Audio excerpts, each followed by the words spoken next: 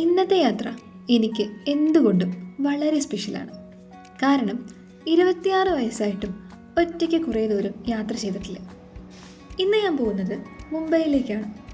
പോകുമ്പോഴും വരുമ്പോഴും മാത്രമേ തനിച്ചുള്ളൂ. കാരണം മേമയും മേമയുടെ ഫാമിലിയൊക്കെ അവിടെയാണ്. മേമയ്ക്ക് പോസ്റ്റിംഗ് കിട്ടി വേറൊരു സ്ഥലത്തേക്ക് മാറുന്നതിന് മുമ്പ് എന്തായാലും മുംബൈയിലേക്ക് പോകണം. വെക്കേഷൻ ആയതുകൊണ്ട് അമ്മ ചോദിച്ചു മേമയുടെ അടുത്ത് പോവുകയാണെങ്കിൽ പൊക്കൂടെ എന്ന്.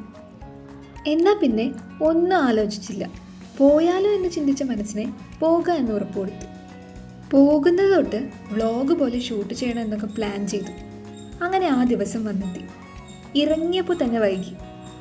അച്ഛനുള്ളത് കൊണ്ട് എങ്ങനെയോ സമയത്തിന് റെയിൽവേ സ്റ്റേഷനിലെത്തി.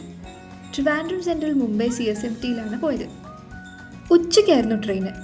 അതുകൊണ്ട് ഉച്ചയ്ക്കും രാത്രിയിലേക്കും അടുത്ത ദിവസം രാവിലേക്കും ഉച്ചയ്ക്കുള്ള ഭക്ഷണമൊക്കെ അമ്മ റെഡിയാക്കി.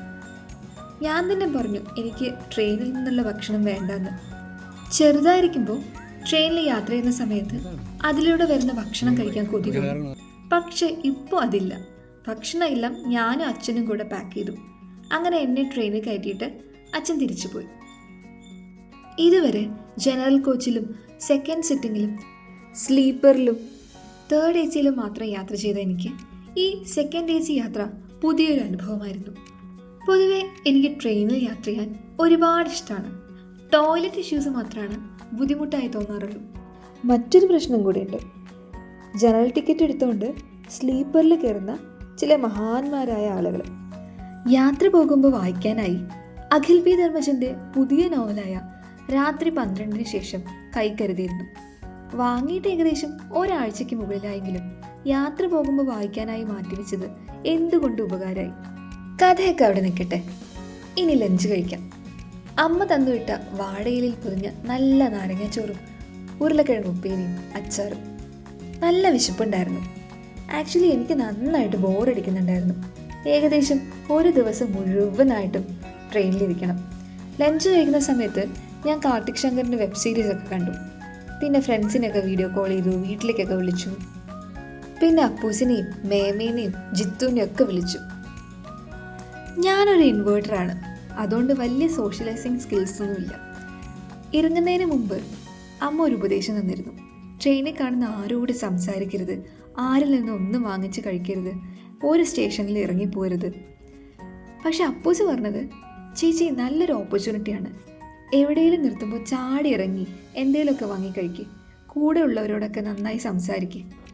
കേരളം വിട്ട ഒരു സ്റ്റേഷനിൽ ഇറങ്ങി എന്തെങ്കിലും വാങ്ങുന്ന കാര്യം ആലോചിക്കുമ്പം വെട്ട മൂവിയാണ് ഓർമ്മയിൽ വരിക.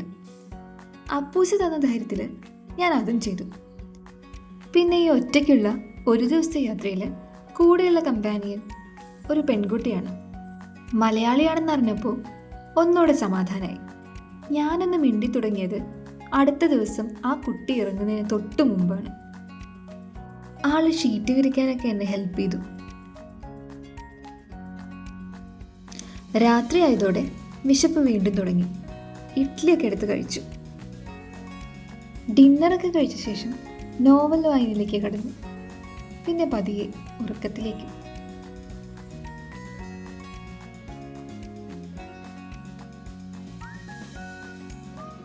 അങ്ങനെ രാത്രി 7 മണിയോടെ ഞാൻ മുംബൈ CSMTയിലെത്തി.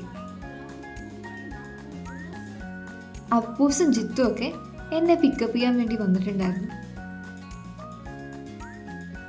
ഇന്ന് ഞാനും അനഘയും പോകുന്നത് ഛത്രപതി ശിവാജി മഹാരാജ് വാസ്തു സംഗ്രഹാലയയിലേക്കാണ്. ഇതിൻ്റെ ചരിത്രം പറയുകയാണെങ്കിൽ 1904 മുംബൈയിലെ പൗരപ്രമുഖർ ചേർന്ന് വെയിൽസ് രാജകുമാരൻ്റെ സന്ദർശനത്തിൻ്റെ ഓർമ്മ നിലനിർത്താനായി ഒരു മ്യൂസിയം പണിയണമെന്ന് തീരുമാനിച്ചു.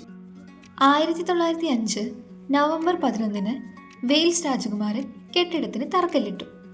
Prince of Wales museum of western India എന്നായിരുന്നു ഇതിൻ്റെ ഔദ്യോഗിക നാമം. 1907 മാർച്ച് 1 കെട്ടിടം പണിയുവാനുള്ള ഭൂമി അനുവദിക്കപ്പെട്ടു. ഒരു തുറന്ന മത്സരത്തിന് ശേഷം 1909 ജോൺ വിറ്റൈറ്റ് എന്ന വാസ്തുശില്പിക്ക് ഇതിൻ്റെ രൂപരേഖ തയ്യാറാക്കുവാനുള്ള ചുമതല ഏൽപ്പിക്കപ്പെട്ടു. പിൽക്കാലത്ത് 1911 ഗേറ്റ് വേ ഓഫ് ഇന്ത്യയുടെ രൂപരേഖ തയ്യാറാക്കിയതും ഇദ്ദേഹമാണ്. 1915 കെട്ടിടം പണി പൂർത്തിയായെങ്കിലും ഒന്നാം ലോക മഹായുദ്ധകാലത്ത് ഈ കെട്ടിടം ഒരു ശിശുക്ഷേമ കേന്ദ്രമായും സൈനിക ആശുപത്രിയായും ഉപയോഗിക്കപ്പെട്ടു. പിന്നീട് 1920 മ്യൂസിയം കമ്മിറ്റിക്ക് കൈമാറുന്നത്. 1922 ജനുവരി 10 അന്നത്തെ ബോംബെ ഗവർണറുടെ ഭാര്യ ലേഡി ലോയ്ഡ് ഈ മ്യൂസിയം ഉദ്ഘാടനം ചെയ്തു. 1998 ഇത് ഛത്രപതി ശിവാജി മഹാരാജ് വാസ്തു സംഗ്രഹാലയ എന്ന് പുനർനാമകരണം ചെയ്യപ്പെട്ടു.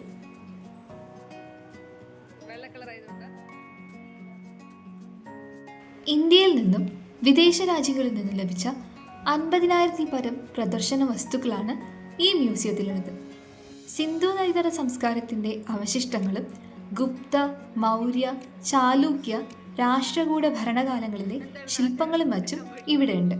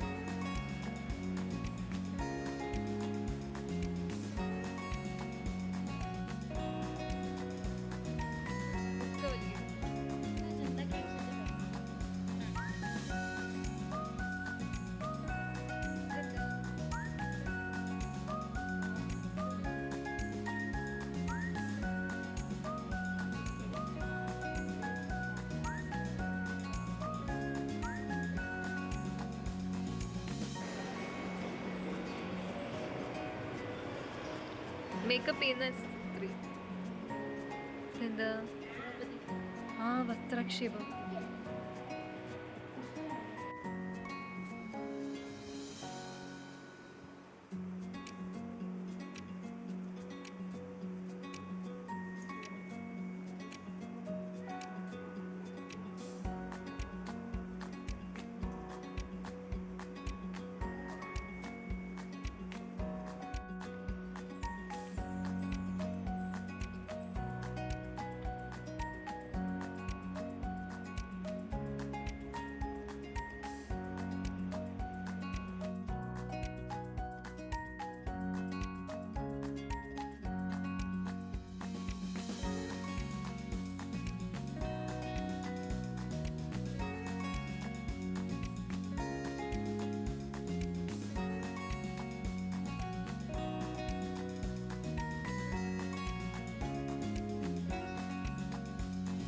മ്യൂസിയത്തിൽ നിന്ന് നേരെ പോയത് ഗേറ്റ് വേ ഓഫ് ഇന്ത്യയും താജ് ഹോട്ടലൊക്കെ കാണാനായിരുന്നു.